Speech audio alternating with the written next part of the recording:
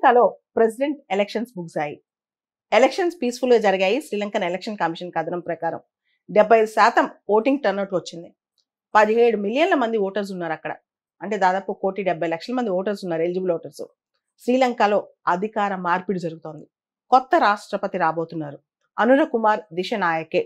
ఆయనకి absolute majority వచ్చేసిందంట. ఆయన బేసిక్గా జేవీపీ పార్టీ అయింది.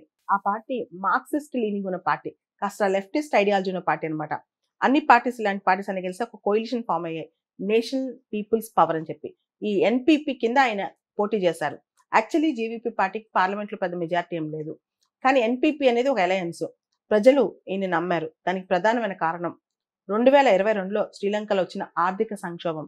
ఆర్థిక సంక్షోభం ఎంత బలంగా ఉందంటే ప్రజలకు అక్కడ చాలా వరకు పేదవాళ్ళకి తినడానికి కూడా తినలేని పరిస్థితి, పరీక్షలు పెట్టడానికి పేపర్ లేని పరిస్థితి, ఫర్టిలైజర్స్ లేవు, ఏమీ లేవు, పెట్రోల్ బంక్లో ఈవెన్ పెట్రోల్ కూడా లేని పరిస్థితి అనమాట. విపరీతమైన ఇన్ఫ్లేషన్, ద్రవ్యోల్బణం.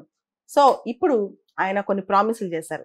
నేను కనుక గెలిస్తే శ్రీలంకని కరప్షన్ ఫ్రీ చేస్తాను, అవినీతి తగ్గించేస్తాను, అదేవిధంగా కొన్ని బలమైన అంశాల్లో స్టేట్ ఇంటర్వెన్షన్, స్టేట్ ముందుండి ప్రజల ముందుకు నడిపిస్తుంది, అదేవిధంగా పన్నులు తగ్గించుద్ది, మార్కెట్లో స్టేట్ కూడా కొన్ని పాలసీస్ నిర్దేశిస్తుంది.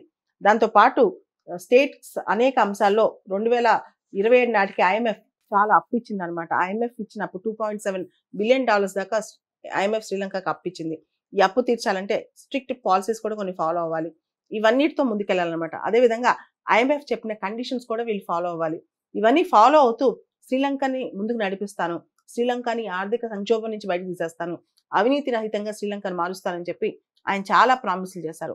ఆ ప్రామిసులు నిజంగానే, ఎందుకంటే ఐఎంఎఫ్కి డబ్బులు కట్టాలి, పీపుల్కి అష్యూరెన్స్లు ఇవ్వాలి, economic growth, economic stability, political stability, ఇవన్నీ శ్రీలంకలో తీసుకురావాలి. ఇక్కడ శ్రీలంకన్ ప్రెసిడెన్షియల్ ఎన్నికల పద్ధతి కొంచెం డిఫరెంట్గా ఉంటుంది.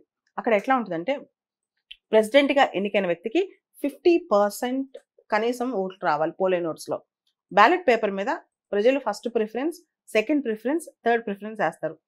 మొదటి రౌండ్లోనే ఇప్పటి వరకు శ్రీలంకలో జరిగిన అన్ని ప్రెసిడెంట్ ఎన్నికల్లో మొదటి రౌండ్లోనే 50% వచ్చేసినాయి. ఎవరైతే ప్రెసిడెంట్గా గెలుస్తారో వాళ్ళకి.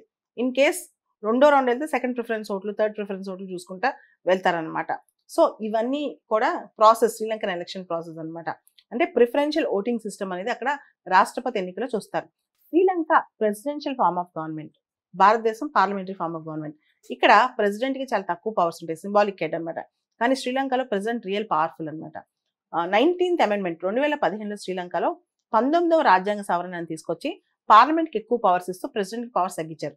అయితే దాన్ని మళ్ళా ప్రెసిడెంట్కి ఎక్కువ పవర్స్ రిస్టోర్ చేస్తూ 20th అమెండ్మెంట్ ద్వారా 19th అమెండ్మెంట్లో చేసిన చాలా మార్పులను ఆపేశారనమాట. సో ఈ రోజు కూడా శ్రీలంకలో ప్రెసిడెంటే చాలా పవర్ఫుల్. సో ప్రెసిడెంట్గా ఉన్న వ్యక్తి శ్రీలంకలో అన్ని ఇంపార్టెంట్ నిర్ణయాలు తీసుకుంటారు. ఇప్పుడు అనుర కుమార్ దిశనాయకే శ్రీలంకన్ కొత్త ప్రెసిడెంట్. ఈయన శ్రీలంకను ఎలా ముందు తీసుకెళ్తారో మనం చూడాలి.